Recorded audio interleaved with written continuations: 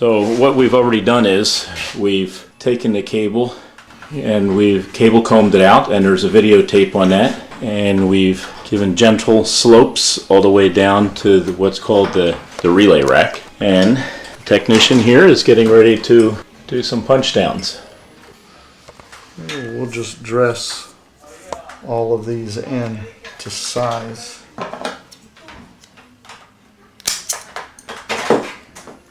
Terminations are following 568B pattern. And that's something that's right on the patch panel itself. You'll notice there is a strengthening member separating the pairs inside Cat 6 cable, so we're trimming that off as well.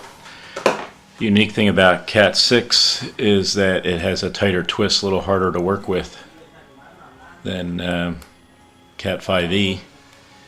So, and another thing is, obviously you're going to see this, is that you only untwist as much as you need. You want to keep the twist as tight as possible to the punch down. The other thing is, I've already pre-numbered these cables where I want them to fall on the patch panel, so that I can start from the back end over here and work my way filling up the patch panel this way. So I know which numbers are going where at this point. But it's not necessary to number them. You actually can put them in any order you want and then ID them at the jack, right? Yes. So why are you putting one in from one direction rather than bring them all in from the center? Why are you bringing one in from the outside? I'm just going to make it uniform and dress them all in this waterfall fashion. So they're going to be coming up into the spot that it's needed. So this next one's going to fall here, and the one above that will fall right here. So we're just going to come into them all the way across, just like that. And really the manner that you dress them in is up to you. I'm just going to keep everything uniform and everything clean. This one I'm just doing in that kind of waterfall fashion. I don't have a member back here to come and put something on and dress them, so I'm just going to keep them loose that way. Now we'll punch these two down.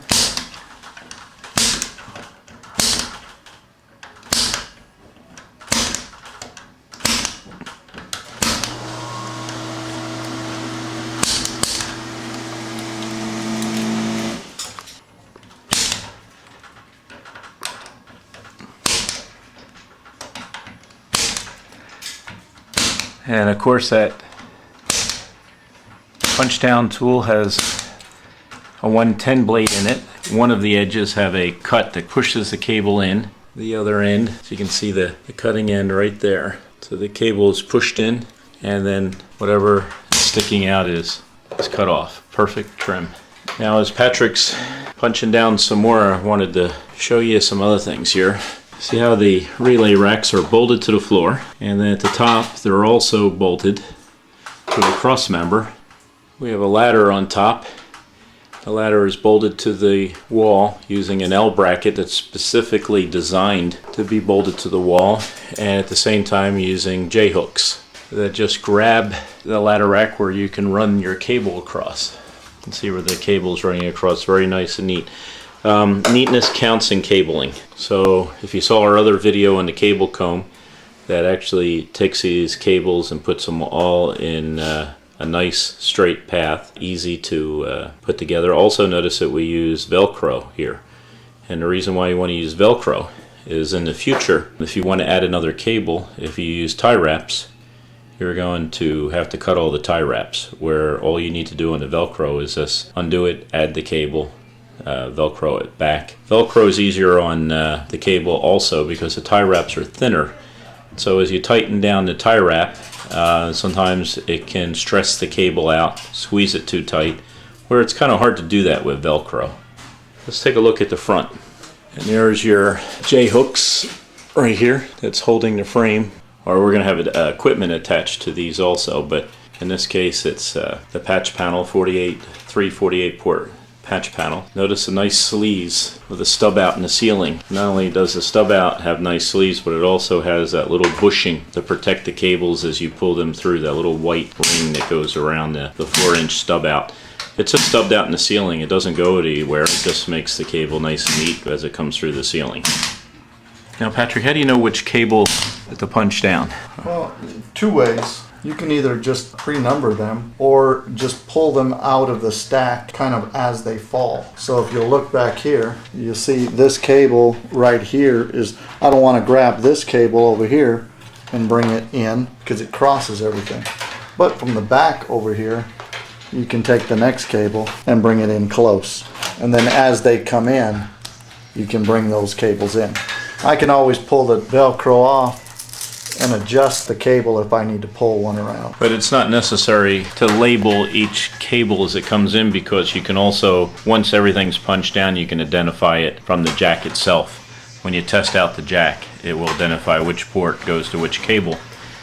Now, what's your comment on some customers' requests, like you go into a room, they want jack 1 at the beginning and they want to go clockwise throughout the whole suite. Do you have any comments on that? Well, they usually request that because it looks good on a floor plan, and the numbering scheme on a floor plan looks good.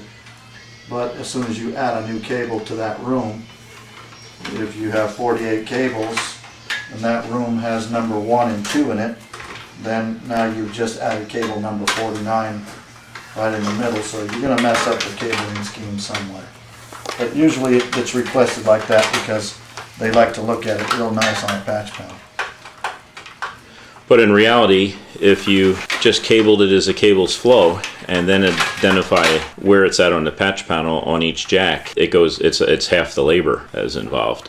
But not only is half the labor is involved, because you're not tracing one cable at a time. That's kind of time consuming to mark the cables and then trace them as you dress them in. But at the same time, it's just as easy. You go up to the jack, you look at the number on the jack, and then you go to the patch panel and you know exactly where it's at. Or you number them on the floor plan, so people know in this room there's a jack, that is associated with port 22 on patch panel A. So it's pretty straightforward like that.